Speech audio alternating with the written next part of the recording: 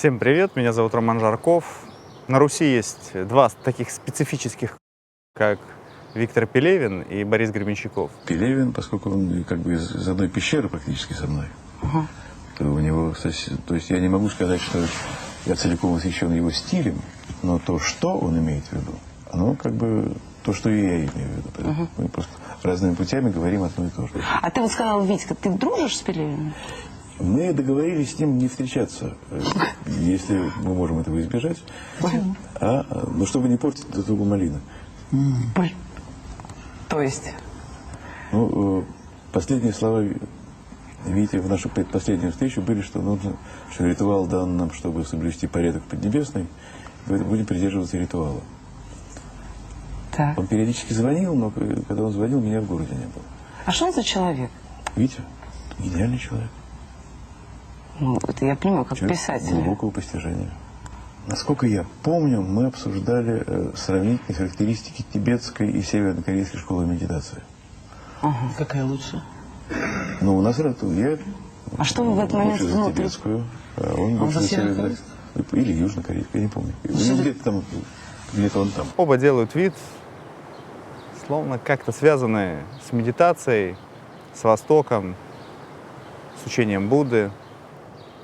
И пока Виктор намолачивает бесконечные лабиринты ума в своих книгах и водит по ним своих читателей, Борис Гребенщиков, особенно в свое время, хорошенько так пустил по ложному следу немало душ, отправив кого к Сайбабе, а кого в буддизм линии Карма-Кагью. К сожалению, российские представители линии Карма-Кагью не захотели скинуться и выступить меценатами мощнейшего видео про Карма-Кагью, про ламу Оли Нидала и про Кармап, ну, в том числе учителя ламы Оли Нидала, Кармапа 16-го. Хотя, казалось бы, скинься, кармакаговцы, буквально 100 человек по 100 рублей, вот тебе и хорошее видео. Тем не менее, я полон сострадания, и мне искренне жаль людей, которые считают, что это вообще как-то связано с Буддой, с Гаутамой Буддой, что в этом что-то есть. Поэтому это будет экспресс-версия для самых разумных. В мире саморазвития, в мире медитации убеждение вообще не имеет никакой силы. Если ты человека можешь убедить, то это ментальное воздействие. Это воздействие на его ум. Ты даже можешь предоставить аргументы, факты, что-то показать, как-то произвести логические какие-то выводы. Но если человека можно убедить, его можно и переубедить. Он как кусок железа, которое еще не смутировало в магнит. Поэтому классно, что так вышло, дураков переубеждать не надо, а разумному человеку хватит и того, что я сегодня покажу. Как пел Гребенщиков в песне «Русская нирвана», Кармапа — свет души, о ламы линии Кагью, до чего ж вы хороши. Поэтому сначала посмотрим с вами скутера. Скутером я всегда называл ламу Оли Нидала. Ну, то, что он Оле не дал, это понятно.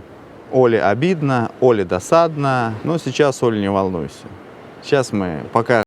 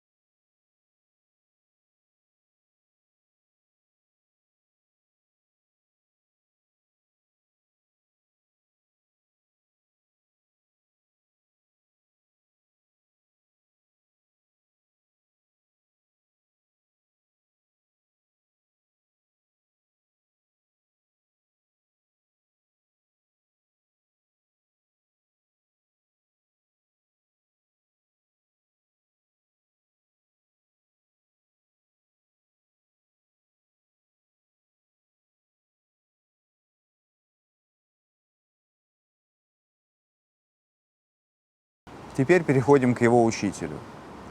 Его учитель Кармапа 16. Сейчас его место раздвоилось, должность на сразу двух Кармап 17. Про них я уже говорил в видео «Современный буддизм». Очень рекомендую посмотреть это видео, если вы не видели.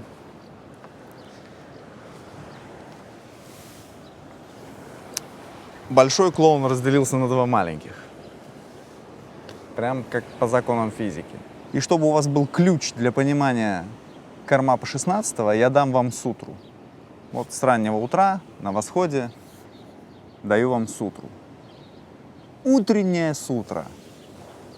Как ты можешь выйти за пределы ума, если ты не вышел даже за пределы шапки?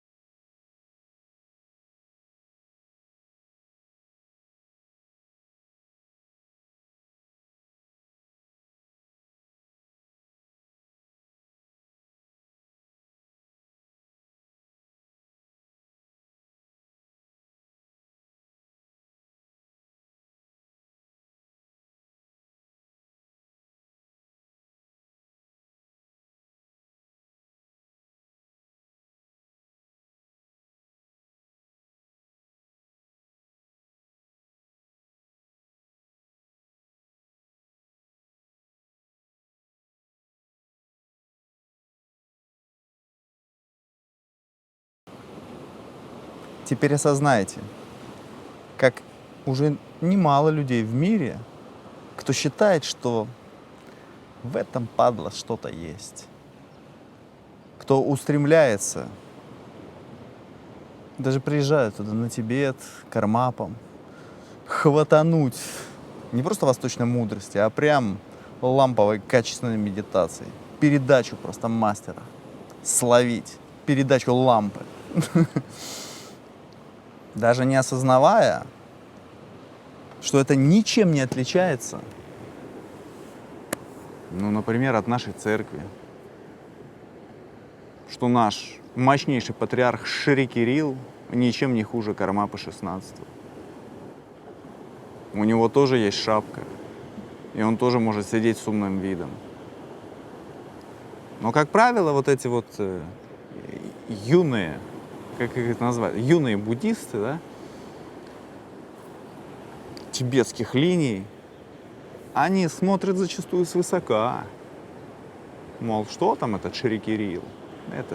Это все цирк, это не настоящее. А вот Кармапы, посмотрите, как он. Вот он умело шапку держит. Тогда как будь он действительно мастером медитации, уже давно эту шапку порвал и выкинул в окно. Да?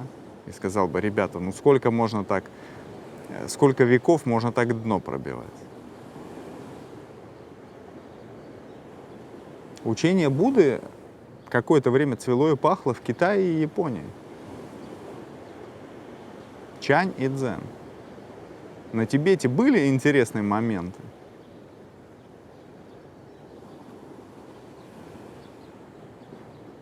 Но больше это ничем не отличается от любой другой религии. Здесь даже бессмысленно говорить, что, ну, поскольку же в буддизме Бога нет, то это, наверное, как бы и не религия. Нет, это религия. Сидят вот эти вот скоморохи в шапках, и к ним едут там, хватануть посвящение, передачи, а то и стать ламой. Лама Оля Недал в юности занимался, он контрабандист был, занимался контрабандой гашиша и ЛСД в головах Будды.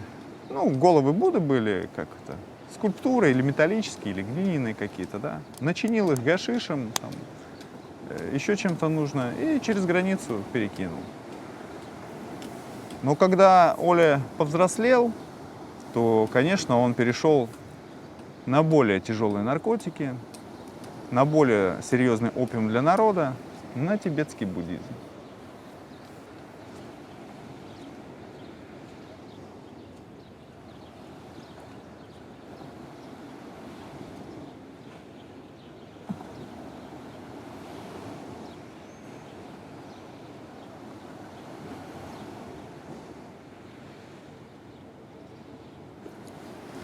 Так что, если и вы хотите стать тибетским ламой, вот вы же видели шапку, она несложная. Покрой, просто закажите себе или шейте сами, хотя бы из бумаги. В зеркало, все, селфи, лук и в Инстаграм.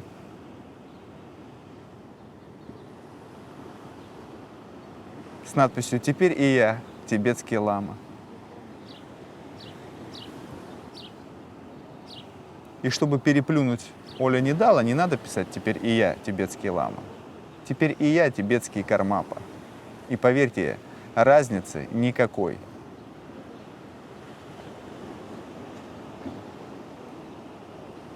До новых видео. Алоха Гавайи.